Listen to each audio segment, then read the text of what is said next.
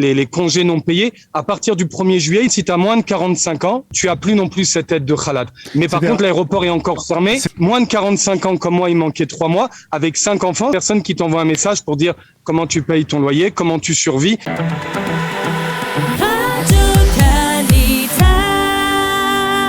Bonjour David. Bonjour Olivier. Alors, on va parler de la situation un peu des touristes, des touristes bien entendu, qui ne viennent pas en Israël, et puis surtout des guides touristiques comme toi, qui avaient l'habitude de travailler justement avec ces touristes qui venaient du monde entier. Tu les prenais, tu leur faisais des tours en Israël, des excursions, plusieurs journées d'excursions, et donc depuis presque plus d'un an et demi, David, les touristes ne peuvent pas rentrer en Israël, comme on le sait. Donc, on va parler un peu de cette situation. Ok, Olivier. Donc, avant tout, c'est vrai que la situation, elle est catastrophique et je pèse mes mots. Et on va l'expliquer pour les auditeurs parce que pas tout le monde le sait. Mais peut-être je peux commencer par une petite anecdote pour commencer avec quelque chose de positif. Allez, on y va. Alors, ce matin, j'étais à la synagogue et ils n'ont pas fait Tachanoun, tu sais, les lamentations du matin. Il y a quelqu'un qui m'a tapé sur l'épaule à côté. Il m'a dit, pourquoi on fait pas les Tachanoun aujourd'hui? Je l'ai regardé et tu sais, l'esprit va vite le matin. Je lui ai dit, déjà, on habite en Eretz Israël, on serait pas censé faire des tachanoun.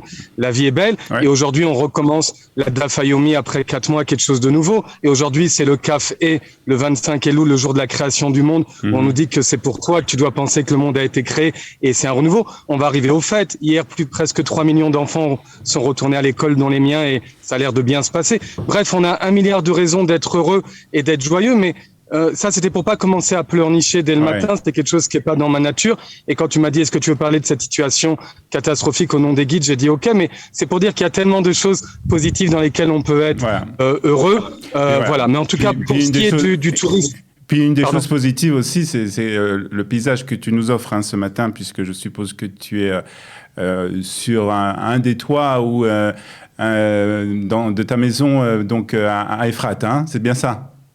Pas la maison, c'est une promenade, c'est une taillette qui a été construite par l'ancien gouvernement qui l'avait fait pour que les gens qui habitent ici, une ville de 15 000 personnes, ils aient la possibilité de marcher, de faire du sport. Quelque chose qui nous a été fait avant le corona et qui nous a donné la possibilité de sortir un peu de l'énergie quand on s'embêtait pendant 1 an et demi. Ouais. Et donc voilà, donc j'étais en train de marcher et hop, c'est arrivé l'heure où on devait se retrouver. En tout cas, pour parler de la situation des guides, Olivier, et du tourisme en général, pour faire de l'ordre un petit peu, il y a eu 2 passages. Il y a eu celui depuis le 5 mars 2020 où l'aéroport a été fermé en Israël à cause du corona. Et là, on n'a plus de tourisme maintenant depuis plus d'1 an et demi. Par contre, après 2-3 mois, il y a quelque chose qui s'est mis en place avec des aides pour aider dans tous les domaines qui ont été touchés dans le corona en Israël, dont le tourisme et dont les guides touristiques. C'est ça que je parle aujourd'hui, c'est ça que je connais. Je connais moins bien les autres choses. Mais en tout cas, pour les guides, ça a pris 2-3 mois et il y a eu 2 sortes d'aides. Il y a eu les aides qui étaient des aides sous forme de congés non payés, le Khalat, en épluchant tout ce qu'on avait gagné sur 2018 et 2019 quand on était guide. Ils nous ont donné une possibilité d'avoir de l'argent tous les mois. C'était quelque chose à 70% de ce qu'on avait eu comme entrée les 2 dernières années. Donc, et c'était suffisant. Pour bien comprendre, David, la première aide que vous avez reçue, 2 ou 3 mois après donc la fermeture de l'aéroport Ben Gurion, qui donc a donc interdit aux touristes de l'étranger de venir. Donc ça c'est la première aide, c'était donc sous forme de khalat, c'est-à-dire 70% des derniers mois ou du mois de l'année précédente. Les 2 dernières années. D'accord. Ils prenaient la meilleure d'entre elles. C'est-à-dire qu'ils épluchaient tout. Ils voyaient qu'en 2018-2019, tu avais gagné tant au mois de juin 2019. Ils donnaient 70% de ça en juin 2020. Et ça a tourné comme ça jusqu'au 1er juillet, c'est-à-dire jusqu'à il y a 2 mois hier. Donc ça c'était pour les khalats qui ont eu le droit. Alors on va dire que c'est une situation pas idéale, mais ce qui permet quand même de continuer quand même à vivre, même si c'est 70%, c'est quand même moins du salaire que vous touchiez, mais ça vous a quand même permis de continuer à vivre, on va dire, entre guillemets, normalement. On est d'accord, c'est-à-dire que chacun travaille de la façon dont il travaillait. Il y a des gens qui sont, tu sais, plus ordonnés, moins ordonnés, qui avaient un comptable, qui n'avaient pas de comptable. J'ai eu des collègues guides qui ont même pas reçu ça parce qu'ils n'ont pas réussi dans la façon dont ils notaient les choses et qu'ils avaient mis à recevoir. Mais on va dire que ceux qui avaient bien fait les choses et qui avaient une compta régulière et comme il faut, ils ont eu cette aide-là. La deuxième aide, c'était sous forme de Ma'anakim. Comment tu le dis, Olivier, en français? Ma'anakim, c'est des aides de survie. Ouais, des aides, des allocations. Ça, c'était tous les 2 mois pour les gens aussi comme nous. On appuyait sur un bouton, on rentrait les chiffres de l'année précédente ou des 2 années précédentes, pareil. Et l'ordinateur, là, c'était automatiquement avec le Massar Nassa. Il savait faire le calcul et il te disait, tu vas avoir tant dans 2 jours et on les a eu. Tout ça, à partir ça nous a permis, comme moi, avec 5 enfants à la maison, à survivre. On va dire survivre depuis 18 mois. Par contre, depuis le 1er juillet 2021, il y a 2 mois aujourd'hui, tout s'est arrêté d'un coup selon certaines règles. Les Ma'anakim, ils ont été arrêtés pour tout le monde dans le pays. Plus d'aide spéciale tous les 2 mois pour pouvoir survivre. C'est vrai que la restauration a repris. Il suffit que tu rentres maintenant dans un canyon la veille de Rosh Hashanah pour voir comment les magasins sont blindés, comment les gens continuent à vivre, vont au restaurant, sortent à Kol Beseder. Mais en tout cas, les Ma'anakim, ils se sont arrêtés. Ils ont dit les aides spéciales et il y en aura plus, il a dit le ministre des Finances. Et la deuxième chose qui est très grave et que je pense que c'est un crime, c'est que là, du coup, c'est pour les khalat, les congés non payés. À partir du 1er juillet, ils ont fait une règle qui veut pas dire grand chose, je pense. Si tu as plus de 45 ans, tu peux toucher encore ce khalat jusqu'au 31 décembre 2021, jusqu'à la fin de l'année civile. Par contre, si tu as moins de 45 ans, j'ai 45 ans et 9 mois, 44 ans et 9 mois, pardon, il manquait 3 mois, tu as plus non plus cette aide de khalat. Mais par contre, l'aéroport est encore fermé et par contre, tu peux pas travailler. Voilà, c'est-à-dire que le khalat est arrêté, donc ces allocations chômage sont arrêtées, mais d'un autre côté, les touristes ne rentrent pas en Israël, donc vous n'avez pas la possibilité réellement de travailler. Exactement. Encore une fois, avec une règle un peu à la russe, excuse-moi l'expression, c'est dur à dire, mais une règle que 45 ans et un jour continue à toucher jusqu'à la fin de l'année. Donc, j'ai des collègues guides on s'envoie des WhatsApp, ça va, tout va bien pour toi. Eux, ils ont moins de 45 ans comme moi, il manquait 3 mois. Avec 5 enfants, ça fait 2 mois aujourd'hui qu'il y a personne qui t'envoie un message pour dire comment tu payes ton loyer, comment tu survis, comment là maintenant, quand elle a commencé la rentrée. Je suppose, David, que vous êtes en contact, en tout cas les guides, ceux qui vous représentent sont en contact avec le ministère de l'économie, enfin pas de l'économie, le ministère des Finances, pardon. Et qu'est-ce qu'on vous répond? Qu'est-ce qu'on vous répond au ministère des Finances concernant cette loi, cette règle d'abord des 45 ans, et du fait, d'une façon générale, que l'activité des guides touristiques n'a pas repris? Alors, j'ai parlé avec celui qui est responsable, nous, c'est la Agudat Moreh Derer, le syndicat des guides, qui chapeaute comme ça à peu près les 7000 guides qui sont en Israël diplômés. Il m'a levé un coup de téléphone parce que à partir du 10 juillet, quand j'ai vu que ça s'arrêtait comme ça, toute aide possible entre le khalat et le chômage technique, j'ai envoyé une lettre comme ça carrément pour expliquer ma situation au ministre du Tourisme avec une copie celui qui a la Gouda au syndicat des guides.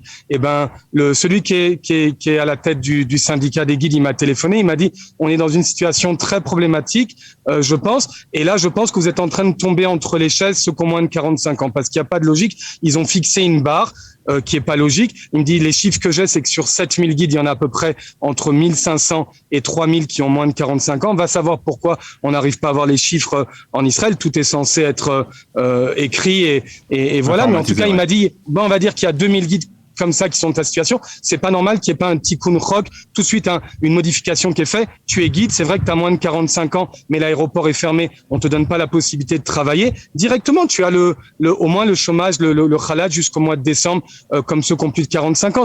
C'était, on va dire, des petites sommes par rapport à tout ce qu'ils ont aidé depuis 1 an et demi l'État. Et c'était, si nous ouvre l'aéroport, on doit prendre nos responsabilités. C'est vrai que le touriste, il va pas venir demain avec sa valise se présenter et dire je veux une visite, mais au moins il pourrait dire l'aéroport est ouvert, vous êtes censé pouvoir travailler, mais là il y a même pas ça. Maintenant, j'aimerais aussi dire un mot que pour devenir guide en Israël, c'est comme devenir avocat, dentiste. On parle de 3-4 ans d'études, on parle que il faut être, il y a des mifranim, des examens qui sont super durs. On nous a un petit peu ces 3 dernières années avant le corona beaucoup motivé pour apprendre des nouvelles langues. J'ai un collègue qui a été apprendre le japonais, un autre le chinois. Il a investi des sommes d'argent et du temps. On est des vrais professionnels, c'est ce qu'on sait faire. À 45 ans, où c'est que tu veux aller faire, même si depuis 1 an et demi, il n'y a pas de travail, c'est ce qu'on sait faire. On va pas aller maintenant faire une autre formation. J'ai reçu un SMS aussi du syndicat des guides qui a dit bonne nouvelle pour ceux qui veulent. L'État d'Israël donne la possibilité de faire une formation accélérée pour être chauffeur de bus. Bon, après, il faut avoir son tempérament. Est-ce que tu as envie d'être chauffeur de bus? C'est ce que tu aimes faire, les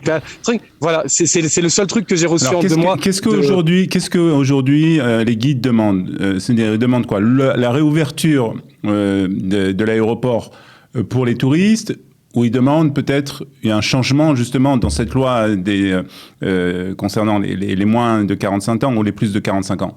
Les deux choses sont bonnes, on peut toujours réparer. Comme on a dit, il y a plein de choses qui peuvent nous rendre heureux.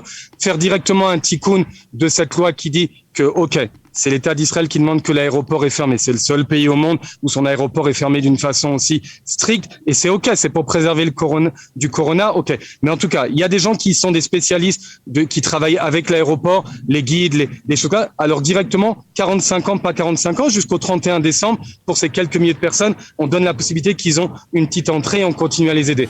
Pour l'aéroport en lui-même, en étant logique, c'est pas moi qui le dit, mais il y a des possibilités de faire les choses différemment aujourd'hui. On nous avait parlé du 1er juin, on en avait parlé ensemble, Olivier. Après, c'était le 1er juillet qui devait ouvrir. Après, le 1er août, le 1er septembre, c'était hier, il est passé. Il y a des possibilités. Aujourd'hui, je reçois des centaines de demandes de potentiels clients qui sont en France, des Français, donc des francophones en Suisse, en Belgique, au Canada. Ils me disent, nous, notre profil, c'est qu'on est vacciné, Monsieur Mansour. On peut venir. On n'a pas d'enfants. Nos enfants, ils sont grands. Donc, le profil, c'est un peu toi et moi, notre génération, des enfants qui sont un peu plus grands et les parents peuvent partir.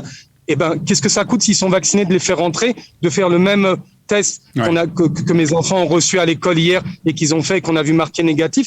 Et vas-y, on commence. Ils vont commencer à loger les hôtels, à aller dépenser leur argent en Israël, à prendre des guides.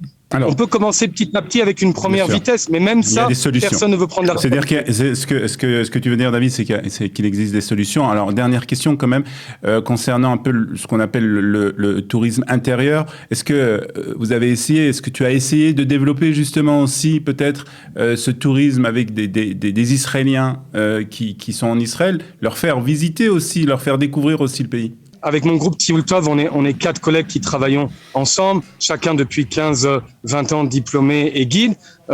Chaque année, en général, notre clientèle, c'est 5 à 10% d'Israéliens et le reste, c'est les touristes qui viennent de l'extérieur. Cette année, à partir jusqu'au 15 juillet, il n'y a rien qu'à bouger. Il y avait l'histoire, je pense, qu'il devait passer Tisha B'Av, que les gens soient religieux ou pas.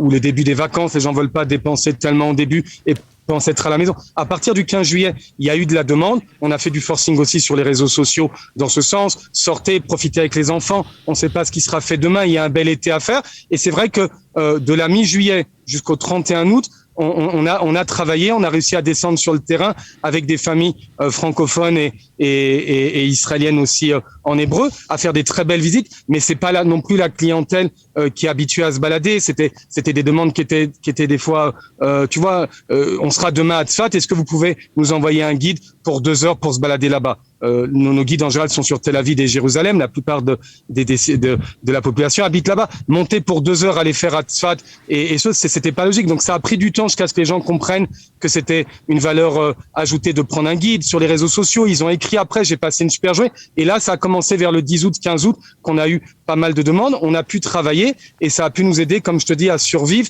vraiment, à payer le loyer quand tu sais que tu n'as plus aucune aide de nulle part qui arrive. Maintenant, on est le 2 septembre. Ça c'est fini et les enfants ont repris l'école. La seule possibilité qui reste maintenant, ça serait le profil des gens qui peuvent bouger en journée et qui ont la cinquantaine et plus et qui peuvent en couple sortir et aller faire une visite. Et ça, on les invite à nous aider et à s'aider à eux-mêmes, à passer des bons moments encore jusqu'au mois de novembre-décembre. Il y a des très belles journées à faire. Bien sûr. Alors, très bien. Alors, merci tout d'abord, David, de nous avoir expliqué la situation des guides touristiques et cette situation compliquée. On espère que d'une manière ou d'une autre, on trouvera une solution le gouvernement surtout va trouver une solution. C'est surtout lui qui doit trouver une solution.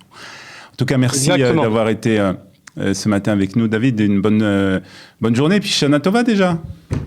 Shana Tova, on dit mi Rosh Hashanah ad Rosh Hashanah, de Rosh Hashanah à un autre Rosh Hashanah, c'est un autre mazal, c'est d'autres choses. On va souhaiter que des bonnes choses pour notre petit pays qu'on aime tant. Et on va les avoir, les bonnes choses. Les choses, ils vont avancer. Et on reste optimiste, comme on l'a dit au début de notre sikha. C'était ça le but, toujours d'être positif. Toda Rabba, merci beaucoup d'avoir été avec nous ce matin, David. Kol tov, salam.